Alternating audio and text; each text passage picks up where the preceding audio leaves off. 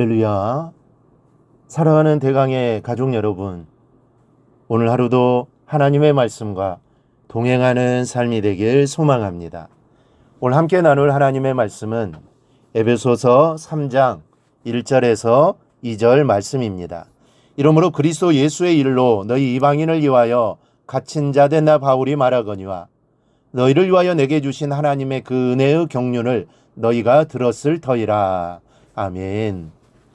모세는 자신이 누구인가를 알기 위해 인생의 3분의 2인 80년을 보내야 했습니다. 외국 왕궁의 왕자의 모습은 모세가 아니었습니다. 장이 이드로의 양무리를 치는 목자의 삶도 모세가 아니었습니다. 모세의 참 모습은 애굽에서 종살이를 하고 있는 이스라엘 민족을 구원하여 약속의 땅까지 인도할 하나님의 종이요 이스라엘의 지도자였습니다. 그것을 80세가 되었을 때야 알았습니다. 불붙는 떨기나무 가운데서 하나님을 배운 후에야 자기 자신을 찾은 겁니다. 얼마나 오래 신앙생활을 했느냐가 문제가 아닙니다. 교회 생활 속에서 어떤 신앙의 경력을 갖추었느냐가 중요한 것이 아닙니다. 예수 안에서 내가 누구인가 하는 신앙 정체를 찾는 것이 우선 과제요 중요한 일입니다. 어제 말씀에서 이어집니다. 어제 그리스도인의 정체에 대해 두 가지를 말씀드렸습니다. 여러분 기억나십니까? 첫째는 그리스도 예수의 일이 꿈인 사람이 그리스도인이라 하였습니다. 우리의 꿈은 주님의 일이어야 합니다. 주님의 일을 이루기 위해 우리는 살아가는 것입니다. 이 사실을 잊지 말아야 합니다. 그리고 둘째는 예수께 사로잡힌 사람이 그리스도인이라고 말씀을 드렸습니다. 사도 바울은 예수께 사로잡혀 살았습니다. 참 행복한 사람이었습니다. 우리도 예수께 사로잡혀 살아가기를 바랍니다. 이제 셋째로 그리스도인이란 너희를 위하여 사는 사람을 말합니다. 바울은 1절에서 너희 이방인을 위하여 갇힌 자 된 나 바울이라고 말합니다. 바울은 이방인을 위하여 사는 사람이었습니다. 그리스도인이란 자신을 위하여 사는 사람이 아닙니다. 그 누군가 남을 위하여 사는 사람입니다. 여러분 누구를 위하여 살고 계십니까? 내 아내나 내 남편을 위하고 또 부모나 자녀를 위하여 사는 것을 말하는 것이 아닙니다. 내 피부치들을 제외하고 누군가를 위하여 사는 사람들이 그리스도인입니다.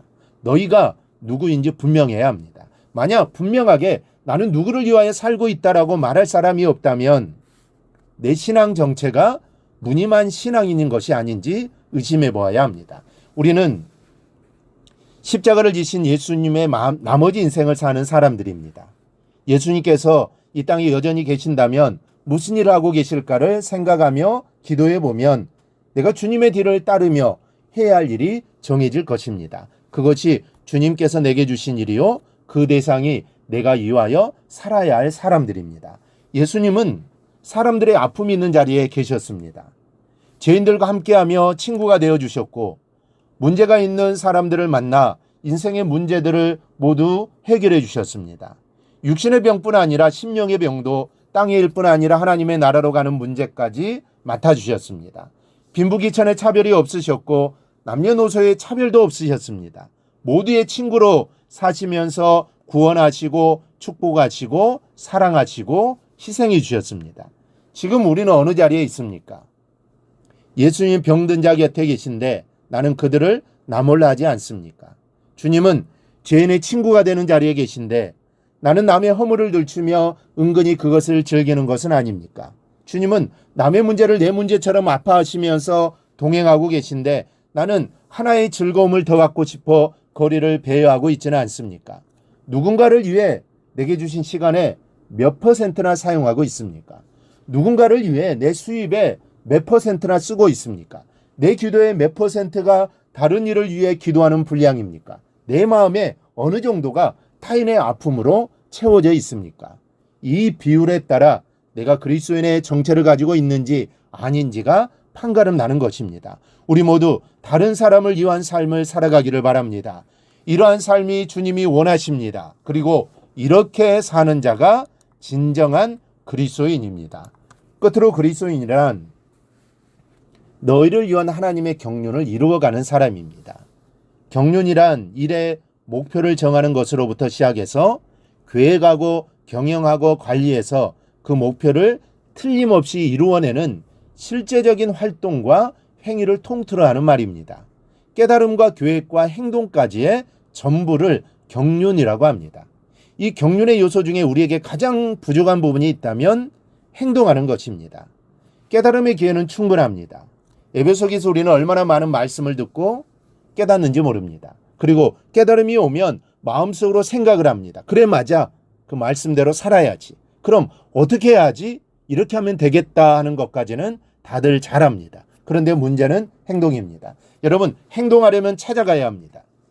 이웃을 향한 하나님의 경륜은 찾아가는 것으로부터 시작이 됩니다. 그런데 다 준비된 후에 찾아가야지 하는 것은 벌써 실패를 의미합니다. 남을 위한 일을 준비하다 보면 준비로 끝나는 일이 허다하기 때문입니다. 준비는 나중 일입니다. 아무것도 줄 것이 준비되지 않았어도, 어떻게 해야 할지 계획되지 않았어도 일단은 너희가 있는 장소로 무작정 찾아가는 것입니다. 준비하기 전에 일단 현장부터 발자국을 남겨야 합니다. 그 발자국이 중요합니다.